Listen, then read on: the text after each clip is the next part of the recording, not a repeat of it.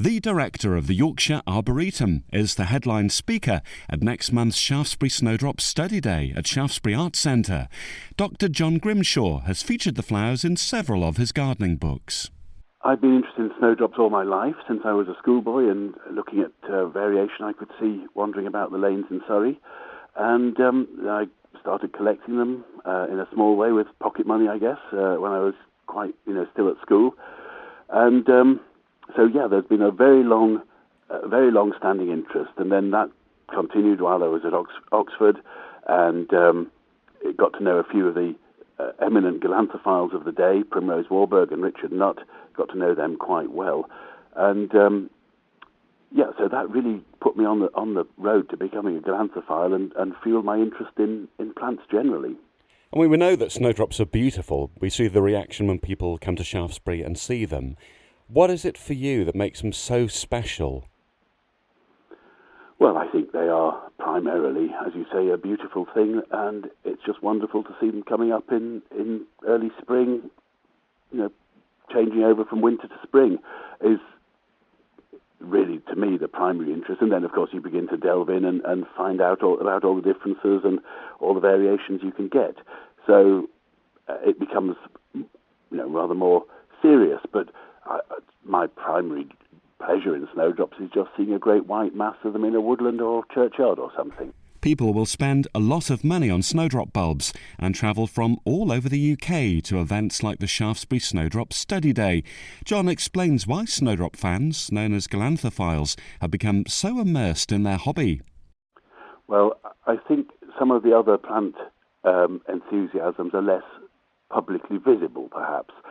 There's a lot of people who are really keen on orchids or cacti and so on, and they are also prepared to pay large sums for individual plants, but perhaps it hasn't quite triggered the imagination of the ordinary gardeners in quite the same way as snowdrops have. And it's a curious passion. It from being an interested observer, one suddenly turns into an obsessive collector sometimes.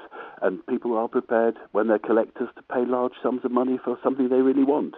So, in that sense, it's just like buying pictures. You push the boat out a bit every now and then and pay more than perhaps you should. May I ask you how much you've spent on a bulb? Oh, never more than £40. You've got a limit. Yeah, I'm not a big spender. It's quite a lot, though, isn't it, for a bulb, nevertheless? It is, and I certainly want to make sure I'm getting something good and worthwhile that's really going to make a difference in the garden. What's the thing that you've learned about snowdrops with all of your research and study that you wish you'd known at the start of your interest in snowdrops? That they are not as easy to grow as people would like to think. You've had trouble, then? Yes, a lot of snowdrop growers have trouble that they catch disease and die off, and suddenly disappear, and what was the wonderful clump one year has disappeared the next. And so I think it's important that people realise that they are not just something you can put in the hedge and leave alone. Is that part of the attraction, though, because you never really know whether you're going to get a result? I think so. There's a slight sort of gamble. People pay high prices, and will the thing come up again next year? It's always a question. It jolly well ought to, but it's not by any means guaranteed. John's Snowdrop Study Day talk is event's headliner.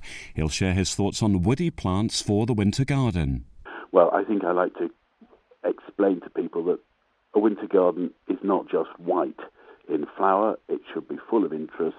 The snowdrops are one element within a rich and diverse community of plants that you can bring together to make a garden really interesting in winter, not just bulbs and a few little bits, but the whole community of plants, from big trees with nice bark to smaller shrubs with coloured stems, winter fragrance.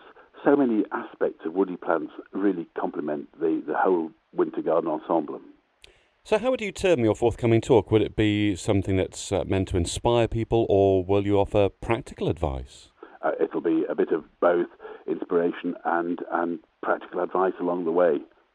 How much knowledge should somebody coming along to your talk have? Are you going to be very technical, or will somebody who is just fascinated and is picking up on your passion, who wants to come along, will they be able to understand what's I happening? hope I'm more inspiring than detailed, if you see what I mean.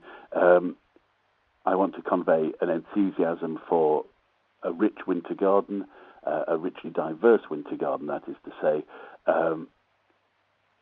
And yes, there'll be some technical stuff, but really it's there for encouraging people to think about something different. I mean, a lot of the people there will be highly knowledgeable about gardening in general and snowdrops perhaps in particular. And they might just need a hint to do something different. John spoke at the first Shaftesbury Snowdrops Study Day. He says he's looking forward to seeing how the snowdrops have come on. Approximately 100,000 bulbs have been planted since 2012.